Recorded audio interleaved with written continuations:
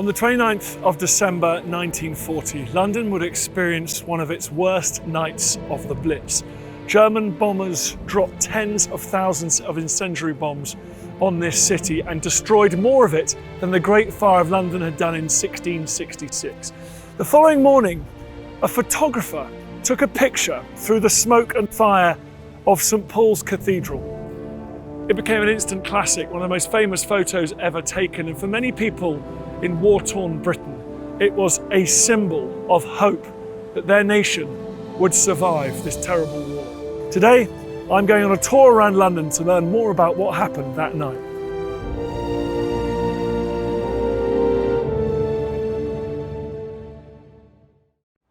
Clive, thank you for bringing me to this amazing viewpoint on top of the Tate Modern, looking out at the City of London. What would we have seen if we'd been up here in 1940? Well, Dan, what we've got here is the centre of the British Empire. This is the beating heart of it, economically, architecturally, culturally.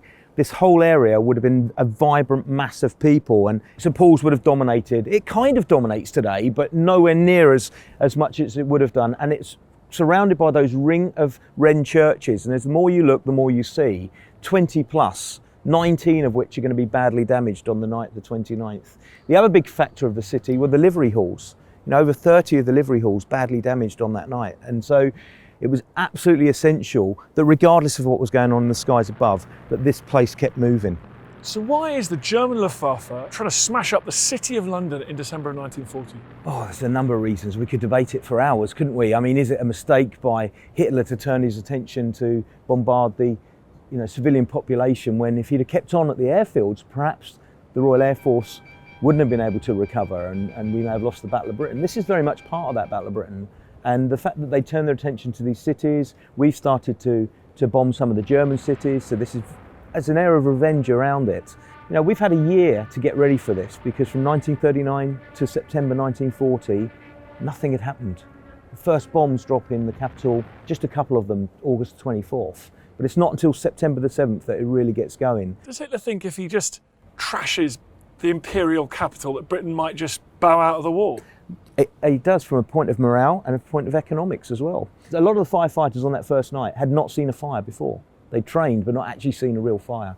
So the Germans can see that they are starting to have successes, in that the press are covering it, the neutral press especially. The Americans are sending journalists over. This is frontline London.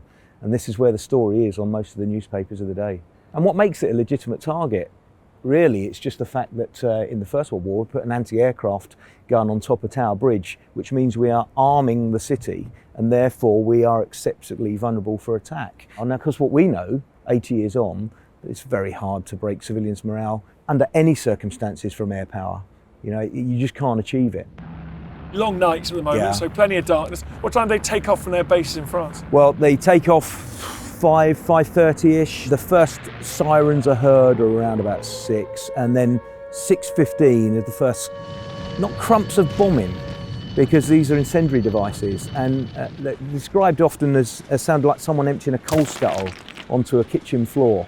That would be the contemporary description of it. So you didn't get the screams of the high explosive bombs coming down. You had the sirens going, you were aware that the raiders were overhead, and then this strange noise of these little incendiary bombs scuttling down. And of course the idea was for them to set London alight, and then the second wave with the heavy bombers to come across and flatten after the fires had taken hold. But of course, thankfully for us, that weather conditions closed in and meant that the second wave never came.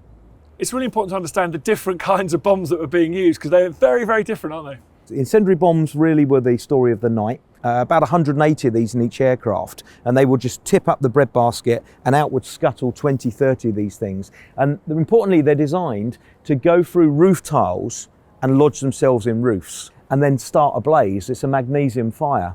That would be followed up by high explosive bombs, 50 kilograms, up to 250 kilograms. Some of them, the aircrafts could only carry one bomb if it was the large 2000, and they still wanted to cause more sort of superficial damage upstairs as opposed to structural damage downstairs in these buildings. So parachute mines was another incident. You know, not land mines that we imagine, but large, great naval shipping mines, delayed action ones. So if you had a parachute mine hanging in amongst the sort of telephone wires around buildings, the area could be sealed off for 48 hours.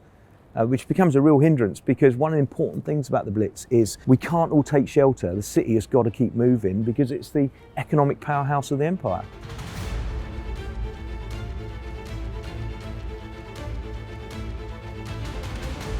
The river's the artery of London, but it was also the way that the German bombers were able to find their way into the city, I guess. Absolutely. I mean, no river, no London. It's, you know, from when the Romans first crossed it, it was an important feature to the city. During the war, this place very hard to black out. So a silver ribbon guiding those bombers onto their targets, using various things as target indicators. Cannon Street Station is one of those that is suggested the Germans would be looking for. But at the same time, it offers us our only realistic chance of water supply. So being able to pump water from the Thames up onto where the fires are taking hold, really, really quite integral to being able to fight these fires. So the Thames is bringing the destruction upon London, but also potentially bringing salvation. It's flirting with us, really, Yeah. you know. And this raid took place during the lowest tide we'd seen for a long while. Alongside that, some of the economic cuts that were essential for the fire services meant that those copper gauzes, so reliable, had been replaced by wicker gauzes on the end of their pumps, and they clogged up with the silt. So your pump would stop and people would have to come down and try and clean out all that mud and that silt and then, you know, get it running again. What time was it the first German bombers came over, and what was going on here? Well, the sirens went at 6, and it was about 6:15 that the first sort of bombs started to land, largely behind us. At the time, you'd have had the low moon bouncing off of the river, a bit like you can see today.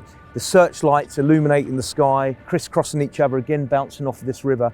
Were they low enough they could actually see these buildings, things on the ground? Low enough to do that, but not low enough to be accurate in their bombing. And we need to remember that you know, this was not strategic bombing where every single individual target was hit. Other than the whole of the city is a target. If you can strike at the heart of that empire, economically it's going to damage us.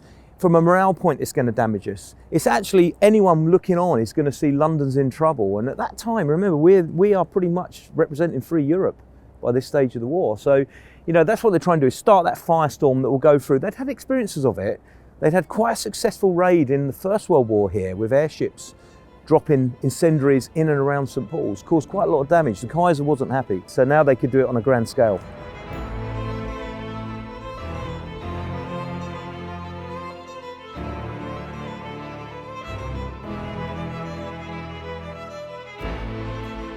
You know, even in the 21st century, that 300-year-old building still dominates, doesn't it? It must have been the sort of focal point in the 1940s. It would have been all you saw. As you looked up here, that was what was centre screen, you know. It's the largest building in London at the time and towered above the skyline. You know, the dome itself, I think it's one of the largest domes in Europe, right? But at the time, it was also perhaps the weak link in St Paul's defence, because we see it as like a shining metal dome. In fact, that's very thin lead roof, and it's actually held in place by lots of wooden timber structures. Now, we spoke about incendiary bombs. If they get through the lead and in amongst the wood, the whole of this could actually collapse under the weight of the cross on the top. It's hard to imagine that St Paul's Cathedral, one of the most beautiful buildings in Europe, was flirting with complete destruction that night. Planning, it's all down to planning. And the fire watchers here had actually been in existence since the First World War. So they'd gone back to that and looked at how we defended it in the First World War, how we're going to do it in the Second World War. And it needed lots and lots of isolated positions where there were water on supply, sandbags, sand itself to put out fires. So they'd trained for it all the way through here. They'd gone through their drills, they'd had raids before. They knew what to expect. However, nothing could quite prepare them for the events of the 29th of December.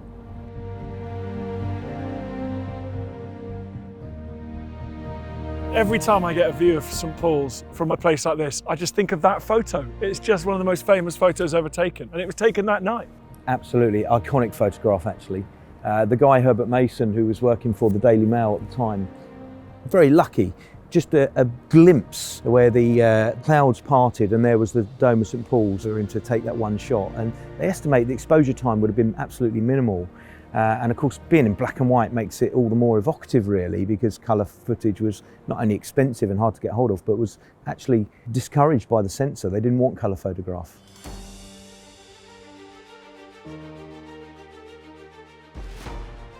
So here we are at the Firefighters Memorial. Commemorates people from all over the country, but the top half are those that were killed in the London Blitz especially. So for the 29th of December, 12 firefighters were killed.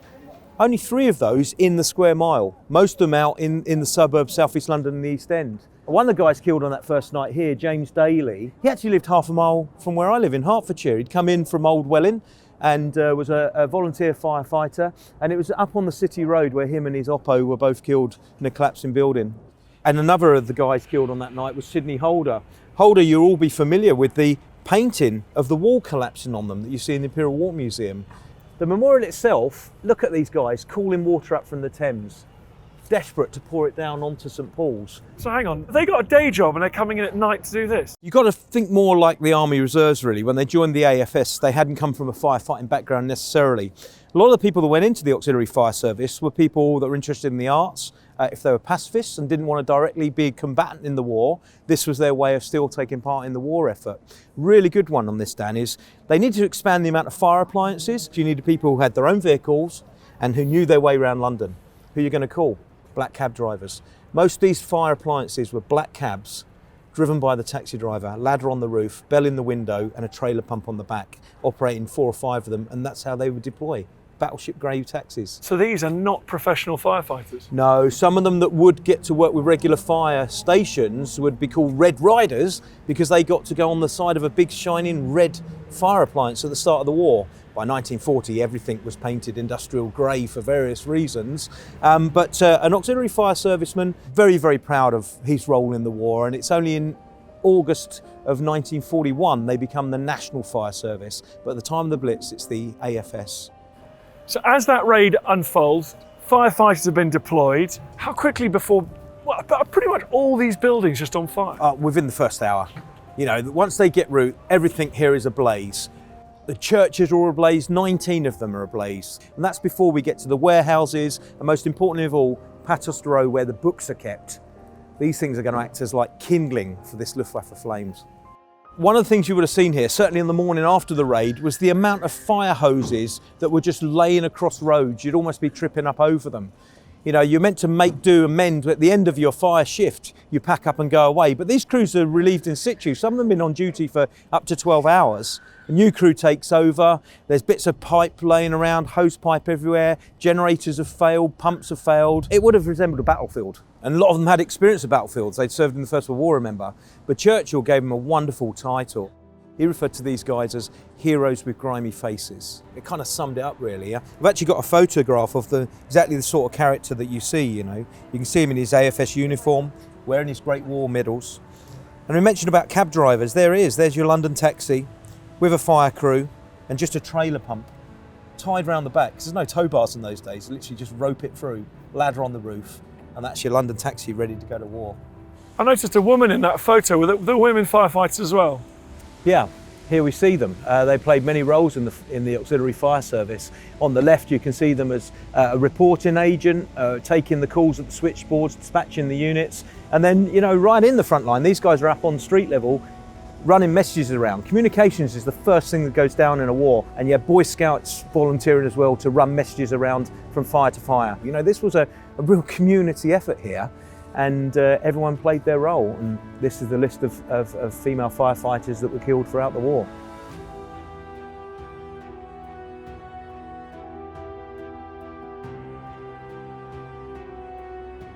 The whole thing's being coordinated from the Guildhall. That's the control centre there, and every single phone is ringing, all the lights are lit up, and people are having to wait, and so it's up to the individual fire watchers to look after it. Now these are the real volunteers. These are the guys that work in the offices, and if your office place has more than 30 employees, you have to provide a fire picket every evening. So the fire watchers, who ended up fighting the fires as well, they've been working all day and now they're serving a night shift. Absolutely, yeah, it's fascinating. The long hours that they had to work, and I've often thought about this whole idea of commuting into war. You know, you come in on your normal train, you go to your office if your office is still there, and then at the end of your shift, you volunteer to stay on the rooftops in case the Blitz is coming. And then when you go home, you don't know where your house is standing.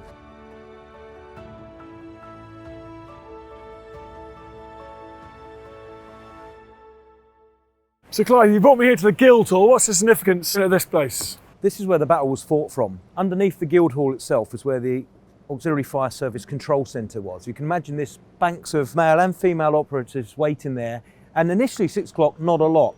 Once things started falling, almost at the same time, every light on the switchboard lit up. 20 calls coming in, everyone queuing up, what's going on. And that's a window into that communications. It's not long before those communications lines start getting cut, and then we're starting to guess for ourselves. Now, if that's not enough, that control room is right in the centre of where the bombs are landing. So they've got their own fire crews fighting fires on the roofs of their control centre. It really is quite incredible what's going on here at the Guildhall at the time. Big areas of it are gutted out. The place that suffered most of all is the ancient church behind me, which is St Lawrence Jury. They had their own fire watchers here because despite the fact they were so close to the control centre, they couldn't get a fire appliance because they were elsewhere. So you could only watch from the roofs of the Guildhall, see this place on flames, and very fortunately, we were left a good description of what was occurring. This is The Lost Treasures of London, written in 1946. William Kent went round and interviewed people who were present. And this is one of the guys who was a fire watcher on top of St Lawrence Jury, and he gave this information onto the BBC. And this is how he described the scene the morning after the raid. Before going to the office, I went to St Lawrence Jury, hoping that it was safe, but it was desolate.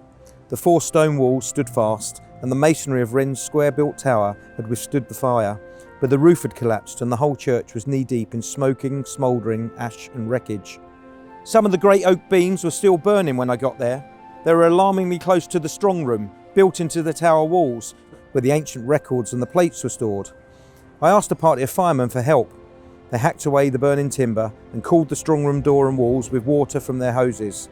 Then came days of anxiety. When at last the strong room was opened, the church beadle entered.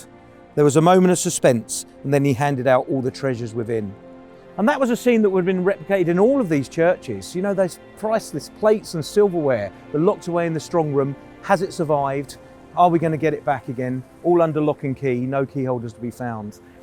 The church was entirely destroyed. You know, the stone still stood, but all of the wooden timbers and the roof was gone. And it's going to take a good 10, 15 years before we get it back to as we see it today. So you're telling me that just meters away from the control centre, just a building is just burned to the ground? And that's your luck on the night. You've got to remember what Churchill said. St Paul's is to be saved. These buildings are secondary. Obviously lives are to be saved there, but it's up to the individual fire watchers to save the buildings. And in this case, they just weren't capable of doing it. They didn't have the resources to put the fire out. By the early hours of the 30th of December 1940, had the authorities lost control of this fire? I think they'd lost the picture of what was going on. They'd not lost control of the individual fires. You know, places were going to be razed to the ground, but we still had a rough idea. We'd contained it. So had they lost control?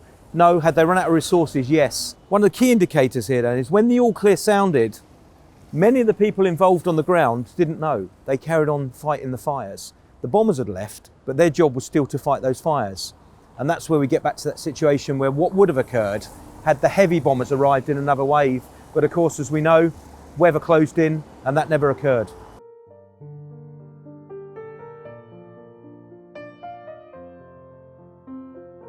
You know, Clive, very embarrassing. I've walked past it 100 times. I've never fully clocked that this is a smashed up former church with now a garden. It's wonderful, isn't it? I mean, firstly, it gives you the impression of what damage the Blitz caused to these churches around here.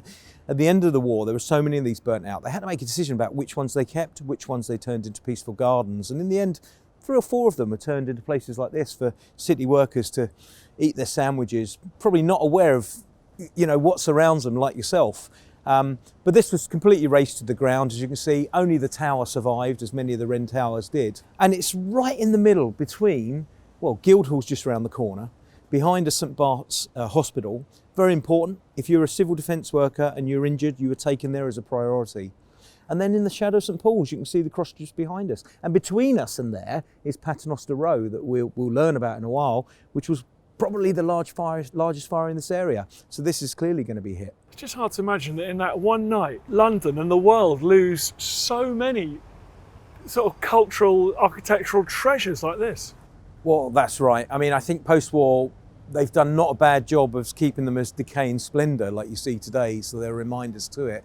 But the landscape changed, as we said from the start, you know, this 29th of December, 200 people died. There's a lot of people died.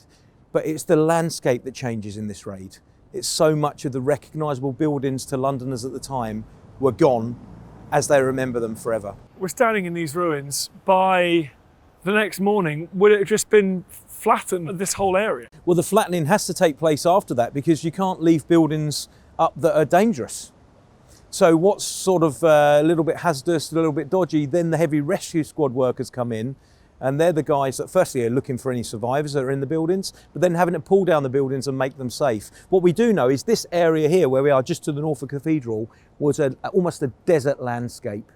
In fact, it wasn't long before they were flooding basements deliberately to use as emergency water supplies for the fire service should the Luftwaffe come back again. For me, what's so moving about the night is the idea of the professional firefighters, the volunteer firefighters, but also just normal civilians. Everyone had a role to play trying to stop this inferno. And there are a number of public information booklets that were sent out, but one of my favourites is actually this was published by WD-HO and Wills Company, you know, the tobacco manufacturers. Effectively, if you smoked enough, it could save your life because you collected the cigarette cards, put them in the book, and this is air raid precautions. Again, there's the incendiary bomb as it comes through. Wouldn't advise water, but sand in the later editions. So this was your step-by-step guide to how to fight the Blitz. Quite incredible, really, isn't it? So this is a nice little enclave, isn't it? Because even though it's obviously terribly damaged, at least some parts of this church and then St Bart's Hospital survives. Absolutely, but where we're going to now, that's not the case. It was a scene of complete desolation and not a single building there today is contemporary with the Blitz. Wow. That's all looking pretty new in there. Well, that's Paternoster Square as it was now. It was Paternoster Row, and it was home to most of the large publishing houses in London. They estimate that nearly 5 million books were destroyed that night in that square. Just in here? Just in here. So Hitchcock and Williams and Company, good example, pretty much where you see the archway now, that was only moved here in recent times. The whole building was destroyed. It was a famous building because it was in that building that the YMCA was formed. So even before the war, Americans would come across to visit the birthplace of the YMCA as a movement. But it now belonged to Hitchcock and Williams. They had their own fire team fighting the fires, but even they couldn't save the building that night. Once that paper and those books took hold, this whole area was destroyed. Then after that, they flooded the basements, as I said, they became emergency water supplies. This area was cleared of its rubble. We know that some of that rubble was actually used and recycled into the Mulberry Harbour that we used at Normandy, as if to say, you bomb our cities, we're going to use it to build a platform back into Europe. So that's millions of bits of paper. That must have burned like an inferno. It did, and of course it would have added to the threat that was happening here at St Paul's. Because we're back at the Dome, and we said 28 incendiary bombs landed on this that one night. Each of those an individual incident to deal with. It was such a battlefield scene here that prior to the Dieppe raids, some of the Canadian troops trained live firing exercise on this ground as how to fight in and out of buildings. And then the final thing I should mention about this square is that just after the war, immediately after the war, they cleared it again, they put up the grandstands, and they actually had a miniature Olympics here involving the civil defences, the armed forces, prisoners of war, and various refugees. It was almost a blueprint for London hosting the Olympics in 1948, occurred here in 1945 at the end of the war. What about this building here? Well, this is the chapter house. They couldn't allow the firefighters to fight that because they were fighting the cathedral, so this building completely burnt out. We're so close to St Paul's here. The fact this was just an absolute inferno, and yet that building survived. Somehow survived, Yeah. Absolutely. I mean, the Dean and his family would have lived in the chapter house, so they would have been made homeless. Yeah. But all efforts had to be to save St Paul's. Everything else was secondary.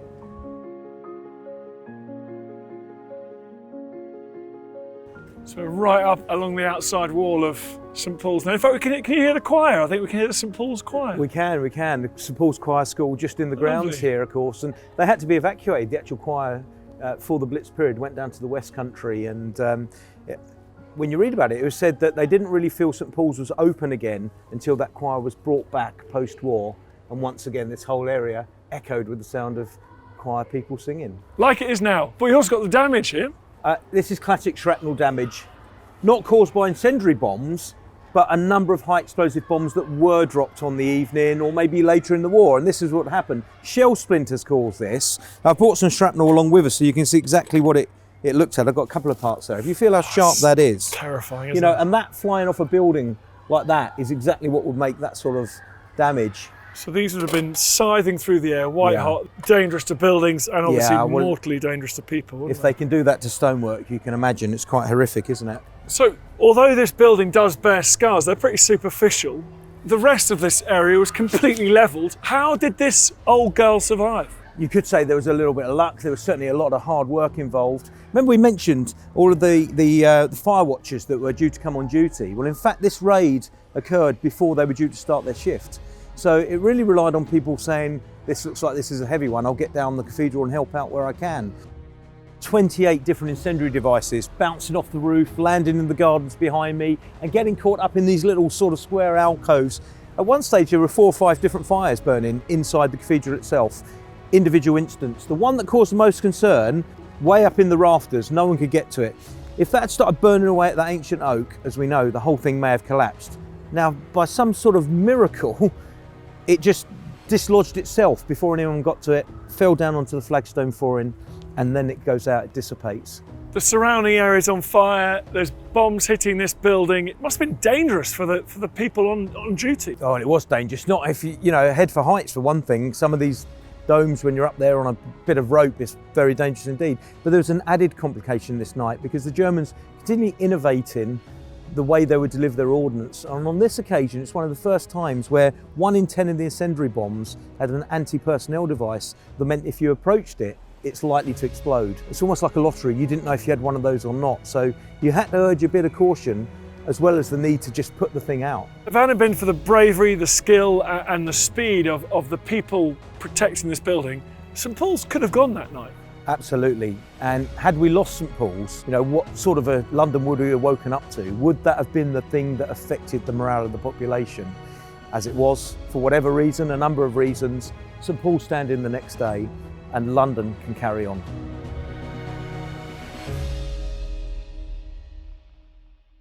When I was a kid, every time I saw that photo, I thought, oh, isn't that amazing? Like, it's luck, or God protected St Paul's Cathedral. It's a kind of religious significance. And then when I learned more about it, actually, the government protected St Paul's Cathedral. It was a decision that was made. It was very much a decision was made, and also it should be to the credit of the civil defences that had trained and trained and trained again, and the volunteer firefighters that were on the roofs that night did an incredible job to keep St Paul's alive. Right in the middle of that raid is when they get the message from Winston Churchill to say St Paul's is to be saved at all costs. Now, I don't know how welcome that would have been at the time because they were doing their best, but we really put a high priority on this. And of course the effect of that is all of the other churches and buildings that were lost that same night. But in the morning St Paul's stood. The photograph was across the media. Even the German press reporting it for different reasons, saying St Paul's had fallen. But it gives a lift to the British people because in America, to meet with their news lines, they'd reported, London has fallen, St Paul's has been destroyed. And then, of course, once the flames went out and she still stood there, it was really the first time Londoners fell in love with this building. It became, from that moment onwards, St Paul's was London.